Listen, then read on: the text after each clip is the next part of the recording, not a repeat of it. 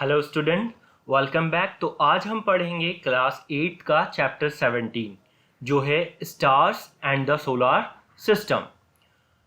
तो अगर हम देखें, स्टार्स जनरली हमें कब दिखते हैं? समर सीजन के अंदर, जब कोई भी बादल आसमान में नहीं होते, मतलब क्लाउडलेस नाइट्स में, रात के समय। कहाँ पर? समर सीजन के अंदर। और जब बादल ना हो आसमान में, तब हमें स्टार्स इजीली दिखाई देते हैं। जो विलेजेस हैं उनका स्काई जो होता है वो ज़्यादा डार्क होता है, क्योंकि हमें पता है गांव की तरफ, विलेजेस की तरफ क्या होता है, ज़्यादा लाइट्स नहीं होती हैं। ओके, शहर की तरह ज़्यादा लाइट्स नहीं होती बच्चों। इसकी वजह से विलेजेस का जो स्काई है वो डार्क होता है, और वहाँ पर फैक्ट्रीज भी नहीं लगी। विलेजेस के अंदर क्या है, फैक्ट्रीज भी नहीं लगी, और ज़्यादा व्हीकल भी नहीं है, मतलब कार और मोटरसाइकिल भी ज़्यादा नहीं होती विलेजेस के अंदर, जिसकी वजह से क्या होता है, डस्ट भी कम रहता है विलेजेस के अंदर, और धुआं भी कम रहता है रात के समय। इस वजह से विलेजेस का स्काई जो होता है वो सिटी के स्काई से साफ होता है। विलेजेस का स्काई क्या होता है, सिटी के स्काई से साफ होता है। वहाँ पर डार्क इन्वायरमेंट होता है, डार्क नाइट्स होती हैं, डस्टलेस होती हैं और स्मोकलेस होती हैं, जिस वजह से हमें आसानी से विलेजेस में नाइट के टाइम पर हमें स्टार्स देखने को मिलते हैं। स्टार्स क्या हैं? स्टार्स एक तरह के ट्विंकलिंग ऑब्जेक्ट हैं। ये टिमटिमाते हुए ऑब्जेक्ट्स हैं जो हमें रात के समय स्काई में दिखने को मिलते हैं, जब डार्क स्काई होता है। ओके, क्या होता है, डार्क स्काई के टाइम पर देखने को मिलेंगे। और अब हम बात करें, स्टार्स जब ट्विंकलिंग ऑब्जेक्ट हैं तो प्लैनेट्स क्या हैं? प्लैनेट्स एक तरह के नॉन ट्विंकलिंग ऑब्जेक्ट हैं, ऐसे ऑब्जेक्ट्स जो टिमटिमाते नहीं हैं। ओके, जो ट्विंकल नहीं करते हैं। रात के समय में अगर स्काई में उनको देखा जाए तो वो टिमटिमाएंगे नहीं। अगर कोई ऑब्जेक्ट टिमटिमा रहा है नाइट स्काई में, विलेजेस के अंदर अगर हम देखें या सिटी के अंदर भी देखें, तो वो क्या है, वो स्टार है। और अगर नहीं टिमटिमा रहा तो वो क्या है, वो प्लैनेट है बच्चों। और इन सब में अगर रात को स्काई में देखें, नाइट स्काई में, तो मून जो है वो ब्राइटेस्ट ऑब्जेक्ट है। क्या है? ब्राइटेस्ट ऑब्जेक्ट है, सबसे ज्यादा शाइन करने वाला ऑब्जेक्ट है जो स्काई में हमें दिखता है। अब हम बात करेंगे सेलेस्टियल बॉडीज क्या होती हैं। ये नेचुरली ऑक्योरिंग बहुत बड़े साइज की बॉडीज होती हैं जो हमें स्काई में दिखती हैं। मतलब हमें कहाँ दिखती हैं? स्पेस में, या हम क्या बोल सकते हैं, ये हमें यूनिवर्स में दिखती हैं, अर्थ के बाहर दिखती हैं। तो ये नेचुरली ऑक्योरिंग होगी, मतलब इसको किसी ने बनाया नहीं होगा बच्चों, और ये बहुत बड़े साइज की बॉडीज होंगी। ओके, तो ऐसी बॉडीज को हम क्या बोलते हैं? सेलेस्टियल बॉडीज बोलते हैं। अब सेलेस्टियल बॉडीज के क्या क्या एग्जाम्पल्स हैं? Stars, the planet, the moon, the sun and many other bodies in the sky और the space is called celestial body या सेलेस्टियल ऑब्जेक्ट। ये सारी चीज़ों को हम क्या बोलते हैं बच्चों? सेलेस्टियल बॉडीज या सेलेस्टियल ऑब्जेक्ट बोलते हैं। ओके, चाहे वो स्टार्स हो, प्लैनेट्स हो, मून्स हो, सन हो, और बड़ी बड़ी बॉडीज जो भी स्पेस में हमें देखने को मिलती हैं, वो सब क्या है? वो सेलेस्टियल बॉडीज हैं। अब साइंस की ऐसी ब्रांच जिसमें हम इन सेलेस्टियल बॉडीज के बारे में पढ़ें, और इनमें जो जो हो रहा है, मतलब इनकी वजह से जो हो रहा है और इनके अंदर जो हो रहा है, उन सबको स्टडी जो करते हैं, उस ब्रांच को हम बच्चों क्या बोलते हैं? Astronomy. A branch of science which deals with the study of celestial body and their associated phenomena is called astronomy. अब जो हमारे इंडियंस थे, एंशियंट इंडियंस थे, हमारे जो पूर्वज थे बच्चों, वो बहुत ज़्यादा एडवांस थे। किसमें? एस्ट्रोनॉमी में। ओके, एस्ट्रोनॉमी में। वो प्लैनेट्स को हिंदी में क्या बोलते हैं? ग्रह। ओके, ग्रह के बारे में बहुत ज़्यादा नॉलेज रखते थे। हैव यूटिलाइज दिस नॉलेज, उनके पास जो एस्ट्रोनॉमी का नॉलेज था, उन्होंने उसको यूज़ करके क्या बनाए थे? एल्मैनक्स बनाए थे। एल्मैनक्स एक तरह के कैलेंडर्स होते हैं बच्चों, जो हमें बताते हैं कि कब रेनफॉल होगी, कब हमें बीज बोना है, कब हमें खेत में से फसल काटना है, और फेस्टिवल कब आएगा। ये सब हम डिसाइड करते हैं बच्चों किसके बेसिस पे? एंशियंट टाइम पे किस बेसिस पे करते थे हम? इन एल्मेनक के बेसिस पे करते थे। जो हमारे पूर्वज ने बनाए थे उनका नॉलेज ग्रहों के बारे में बहुत ज़्यादा था, ओके, एज कम्पेयर टू बाकी दुनिया के लोगों के, जिस टाइम पे बाकी दुनिया के लोगों को इतना ज़्यादा नहीं पता था जितना ज़्यादा इंडियंस को पता था। अब हम आगे चलते हैं, मून की बात करते हैं। मून क्या है? मून एक ऐसा सेलेस्टियल बॉडी है जो अपनी कोई भी लाइट प्रोड्यूस नहीं करता है। ये क्या करता है? हमने प्रीवियस चैप्टर्स में बच्चों पढ़ा है ना, ये क्या करता है? ये सनलाइट को रिफ्लेक्ट करता है, ओके, जैसे मिरर करता है ना, मिरर क्या करता है? लाइट को रिफ्लेक्ट करता है। वैसे ही मून क्या करता है? मून अपनी कोई लाइट प्रोड्यूस नहीं करता, वो क्या करता है? सनलाइट को रिफ्लेक्ट करता है। मून क्या करता है? मून अर्थ के अराउंड घूमता है, रिवॉल्व करता है, ओके, रिवॉल्व करता है। मून क्या करता है? अर्थ के अराउंड रिवॉल्व करता है, और मून और अर्थ दोनों मिलकर सन के अराउंड रिवॉल्व करते हैं। रिवॉल्व करना ऐसा है कि समझो कि जैसे ये अर्थ है, अर्थ के अराउंड क्या घूम रहा है बच्चों? मून घूम रहा है, और मून प्लस अर्थ दोनों मिलके किसके अराउंड घूम रहा है? ये देखो, सन के अराउंड घूम रहा है। अगर ये देखें तो ये दोनों सन के अराउंड घूम रहा है, ये सन है।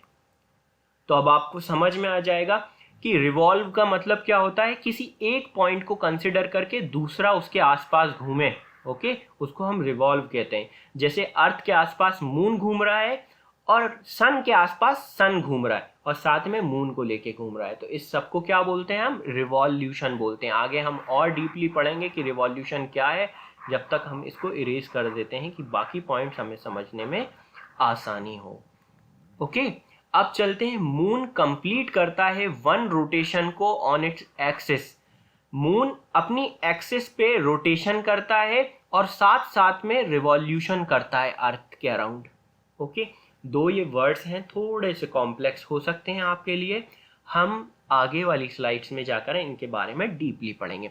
रोटेशन का मतलब बच्चों क्या है? अपनी जगह पर घूमना, ओके, ऐसे ऐसे अपनी जगह पर घूमना। जैसे आप खड़े हो जाओ, फिर आप थोड़ी देर बाद पीछे मुड़ जाओ, फिर थोड़ी देर बाद इधर मुड़ जाओ, फिर इधर मुड़ जाओ, आप अपनी जगह पे घूम रहे हो, इसको क्या बोलते हो? रोटेशन। और जब आप किसी फ्रेंड को यहाँ खड़ा कर लो जिसका नाम शायद अरुण है, अरुण को यहाँ खड़े रहो और अरुण के आसपास घूमो, तो इसको क्या बोलते हैं? रिवॉल्यूशन। जैसे मून घूम रहा है अर्थ के अराउंड और अर्थ घूम रहा है सन के अराउंड, सॉरी, तो ये रिवॉल्यूशन है, ओके। अब मून के साथ क्या है? मून क्या करता है? मून अपना एक रोटेशन कंप्लीट करता है जब साथ साथ में जब एक रिवॉल्यूशन कर लेता है। Moon completes its one rotation on its axis as its complete one revolution around the earth, okay. तो जब मून का एक रिवॉल्यूशन खत्म होता है, उसके साथ उसका एक रोटेशन भी खत्म हो चुका होता है, ओके। ये बात समझना है हमें, ये बहुत इंपॉर्टेंट हो सकती है आपके लिए अगर डेफिनेशन में रोटेशन और रिवॉल्यूशन पूछ लिया जाए। अब जो हमारे इंडियन फेस्टिवल्स हैं बच्चों, वो सेलिब्रेट होते हैं किसके अकॉर्डिंग? फेसेस ऑफ मून के अकॉर्डिंग, ओके।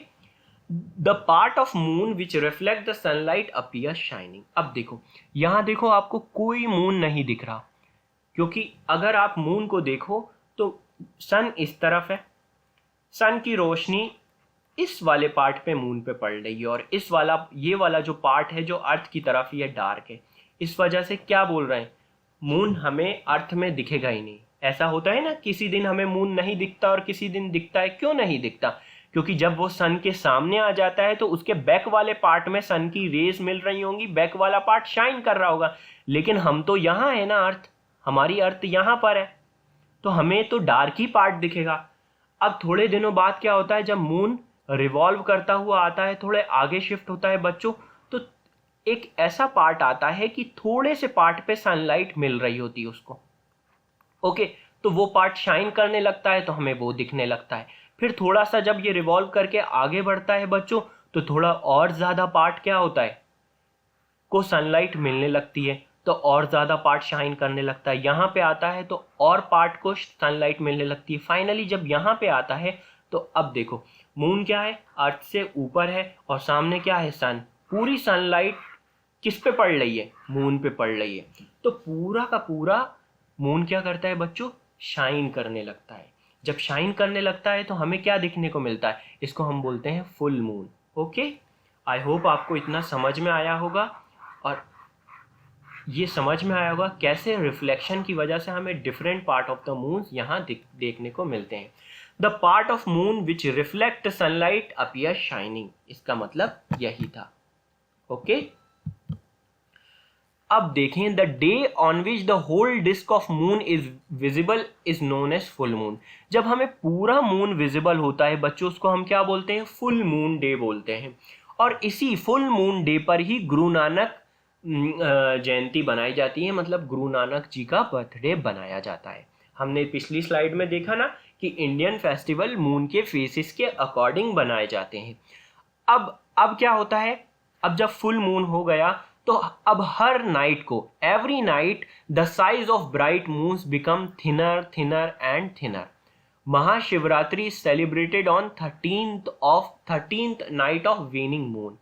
ओके, अब हम देखेंगे धीरे धीरे मून रिवॉल्व करता है अर्थ के अराउंड। ओके, और क्या होता जाता है, इसका ब्राइट जो पार्ट है, जो शाइनी पार्ट है, वो धीरे धीरे कम होता जाता है, थिनर होता जाता है। अब हम देखें तो 13th डे पर बहुत फाइन पोर्शन, बहुत थोड़ा सा हिस्सा जो होता है, बहुत थोड़ा सा पार्ट जो होता है बच्चों मून का, वो शाइन कर रहा होता है। और इसी 13 डे पर हम महाशिवरात्रि बनाते हैं। क्या बोलते हैं इसको, वेनिंग मून बोलेंगे, मतलब जाता हुआ मून, मतलब कम होता हुआ।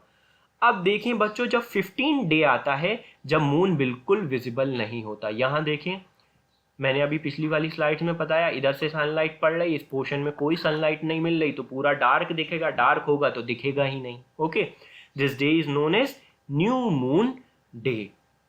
ओके, और इसी दिन दिवाली सेलिब्रेट होती है, जिसको हम बुद्ध पूर्णिमा बोलते हैं। इसके अगले दिन बच्चों बहुत छोटा सा पोर्शन दिखाई देना शुरू होता है, और वो ब्राइट पार्ट होता है, क्रीसेंट मून जिसको बोलते हैं। हल्का सा पार्ट शाइन करता हुआ दिखाता है, क्योंकि अब मून रिवॉल्व करके यहाँ पहुंच गया और यहाँ उसको थोड़ी सी सनलाइट मिल रही है एज कंपेयर टू यहाँ पे तो बिल्कुल ही नहीं मिल रही। जब ये क्रीसेंट मून आता है बच्चों, इसी दिन पर ईद उल फित्र सेलिब्रेट की जाती है और ईद सेलिब्रेट की जाती है। ओके, इसके दूसरे दिन पर, मतलब जब मून देखा जाएगा उसके दूसरे दिन पर ईद सेलिब्रेट की जाएगी। Okay, after on the next day of crescent moon. Okay, अब हम चलेंगे again, moon grows larger every day. फिर जैसे जैसे ये रिवॉल्व करता जाएगा बच्चों, हर दिन इसका ब्राइट पार्ट, इसका शाइनी पार्ट बढ़ता रहेगा। देखो यहाँ के कंपैरिजन में यहाँ बढ़ गया और यहाँ और बढ़ गया। फाइनली 15 डे पर जाकर फिर से ये क्या हो जाएगा, फुल मून बन जाएगा। ओके, तो हम ये कह सकते हैं कि यहाँ से यहाँ तक 15 डे लगे और फिर यहाँ से यहाँ तक 15 डे लगे। The various shapes of the bright part of the moon in the month is called phases of moon. ये अलग अलग ब्राइट पार्ट्स जो होते हैं, जो अलग अलग टाइम पर बच्चों दिखते हैं, इनको हम क्या बोलते हैं, फेजेस ऑफ द मून। ये इसलिए बनते हैं क्योंकि जो सनलाइट होती है वो अलग अलग पॉइंट पे अलग अलग मिल रही होती है।